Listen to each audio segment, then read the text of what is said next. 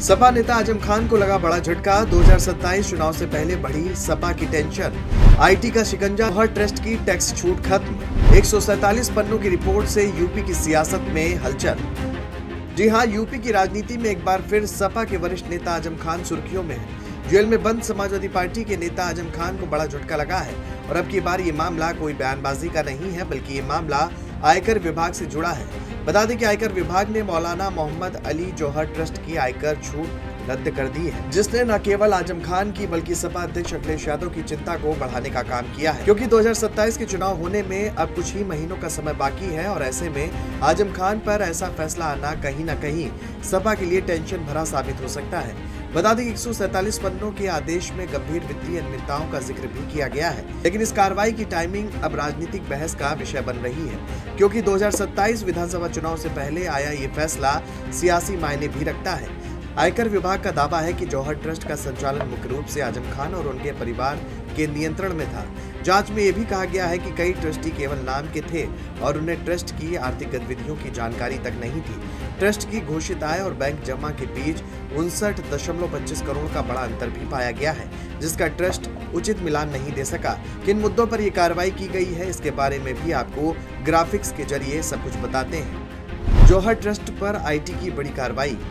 59 भवन जांच के घेरे में। 494 करोड़ से ज्यादा का मूल्यांकन। बोगस डोनेशन लेना, डमी ट्रस्टी बनाना, ट्रस्ट द्वारा जनहित में कोई भी काम नहीं करना, भवनों के निर्माण में सरकारी धन का दुरुपयोग, दानदाताओं की वैधता पर सवाल, फंडिंग स्रोतों की जांच, परिवार के नियंत्रण का दावा। आपको बता दें कि बीजेपी नेता और रामपुर के विधायक आकाश सक्सेना ने साल 2017 में आयकर विभाग ने आजम खान की यूनिवर्सिटी को लेकर शिकायत की थी। अब आयकर विभाग के इस आदेश पर आकाश सक्सेना का कहना है कि इनकम टैक्स द्वारा आज मौलाना मोहम्मद अली जौहर ट्रस्ट के विरुद्ध एक आदेश जारी हुआ है। इसमें ट्रस्ट को जो भी छूट मिली थी उसे रद्द कर दिया गया है। राजनीतिक जानकारों की माने तो ये मामला सिर्फ आयकर नियमों का नहीं बल्कि 2027 की चुनावी बिसात से भी जुड़ सकता है। बीजेपी पिछले लंबे समय से आजम खान और जौहर यूनिवर्सिटी को भ्रष्टाचार के रूप में पेश करती रही है। ऐसे में ये कार्रवाई बीजेपी को विपक्ष पर हमला तेज करने का नया मौका दे सकती है। वहीं समाजवादी पार्टी इस पूरे मामले को ये संदेश देने की कोशिश कर सकती है कि चुनाव नजदीक आते ही विपक्षी नेताओं पर दबाव बढ़ाया जा रहा है। याद रहे कि रामपुर और पश्चिमी यूपी में आजम खान का नाम आज भी चर्चा के केंद्र में रहता है। भले ही वे लंबे समय से कानूनी चुनौतियों का सामना कर रहे हों, लेकिन उनका प्रभाव पूरी तरह खत्म हुआ है, ऐसा कहना जल्दबाजी होगी। यही वजह है कि इस कार्रवाई को 2027 के चुनावी समीकरणों से जोड़कर भी देखा जा रहा है। फिलहाल आयकर विभाग की कार्रवाई कानूनी प्रक्रिया का हिस्सा है और आरोपों पर अंतिम फैसला न्यायिक प्रक्रिया के बाद ही होगा।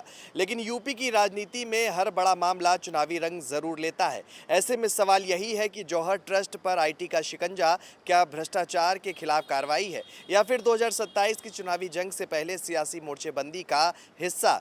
इसका जवाब आने वाले दिनों की राजनीति तय करेगी। कैमरामैन राजेश के साथ में मैं शोभित पाठक, जेएमडी न्यूज़।